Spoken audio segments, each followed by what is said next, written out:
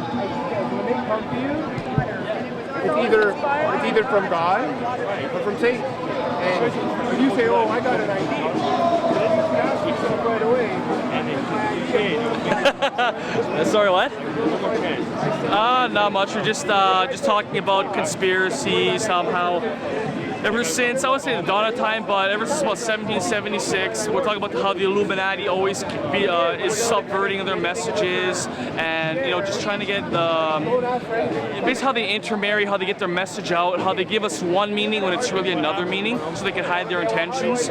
So we're just talking about vaccines, how everything's all related to either more survival of the fittest, there's more food more people than food, eugenics and all that. So it's all interrelated to what Satan's ultimate plan is. And so we're just telling these young girls over here basically what the agenda is, and give them free DVDs so they can just go researching it. And I talk a lot about the music industry, how it's run by Satan and all that. And I mean, if you say no, I mean, you look at Jay-Z, hand symbol, you look at Kanye West to the hand symbol, you look at Beyonce and Lady Gaga doing the 666, you see 1, 6, 2, 6, and 3 6s.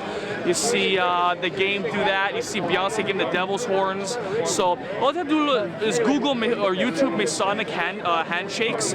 You'll find so much items on there that it just baffles the mind that people do not notice it unless they actually apply it or apply it to what's going on.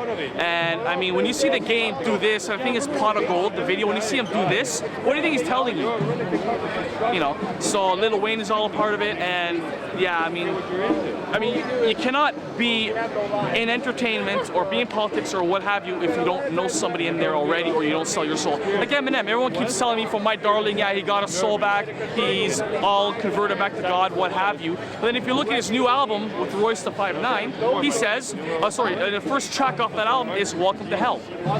So if you look at there's one song that goes, "I sold my soul to the devil, I'll never get it back." It's on YouTube. He's saying that. It's actually looped, so you can rehear it. And then yeah, with MJ and all that, yeah, he sold his soul. And there's actually an underground documentary called "Who Killed Michael Jackson?" And in it, I think it's his head choreographer, his name is Navi, has I think a Trinidadian accent, and he says that the Michael Jackson that you see on TV for the last few years wasn't him. So, I mean, that's kind of scary thinking about who are we actually watching. And we put that up in a clip. We got a lot of heat on the internet with that. People don't want to believe the Dangerous cover is Aleister Crowley. I noticed that's a big one. Oh yeah, of course. They don't want to believe it. Same thing, if you look at the Dangerous cover, you'll see the eye, you see the skull and bones on there. I got a lot of heat. But if you really look at what he was doing, They Sold Their Souls to Rock and Roll, there's actually a clip there with Aleister Crowley says he was in a room full of mirrors where you can contact spirits. Well, Michael Jackson did the same thing. It's in his own biography there.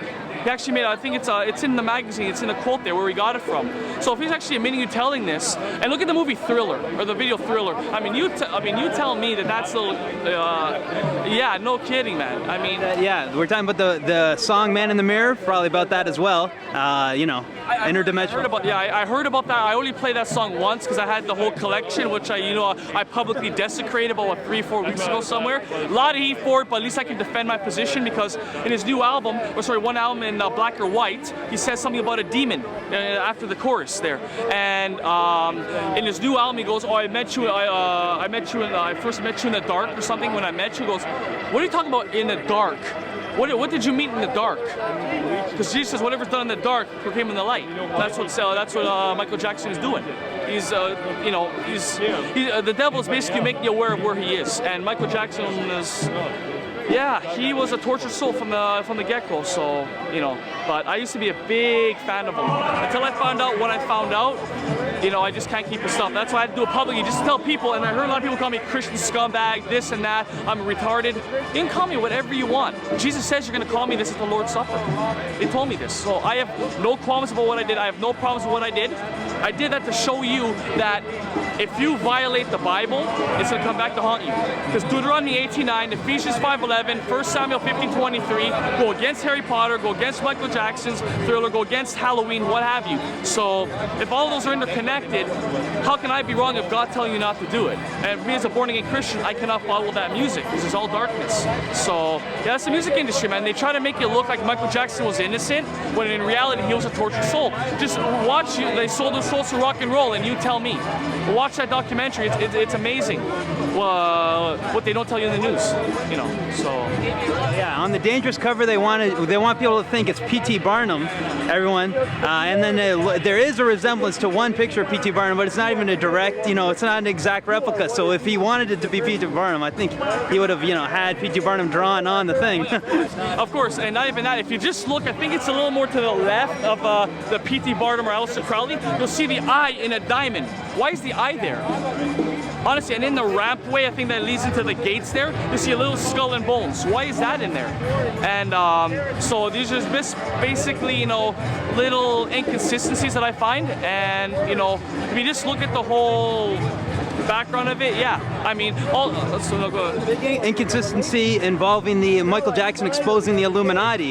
When you actually watch the clip with him exposing the Illuminati, he only gives one guy's name, the record executive Tommy Mottola, who is actually the producer of Dangerous, the album. So he signed the deal with, if he calls Tommy Mottola devil, then wouldn't he have signed the deal with the devil when he signed? Basically, yeah. Didn't he call Tommy Mottola racist when his album sales weren't doing too good or something? I mean, yeah. I mean, it just baffles me because, like I said, whether it was him who signed the deal, I don't even know when Michael Jackson was taken out.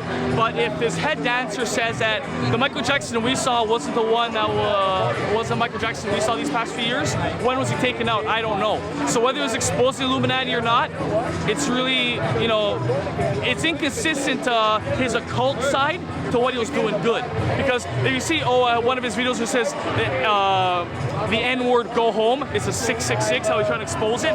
But look at all the crotch grabbing that he does. He's showing little kids to grab their crotch. It's okay to have sex, you know, play with that area, fondle. I mean, come on.